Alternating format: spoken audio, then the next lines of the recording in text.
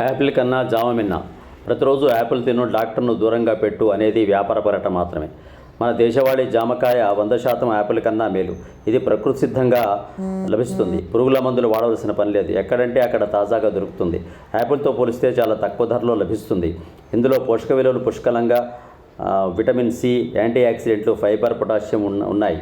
రక్తంలో చక్కెర స్థాయిని నియంత్రిస్తుంది. జామకాయల్లోని పొటాషియం గుండె లయలు తప్పకుండా చూస్తుంది. జీర్ణక్రియను మెరుగుపరుస్తుంది. జీర్ణాశయంలోని గట్ బ్యాక్టీరియాను సక్రమంగా ఉంచుతుంది.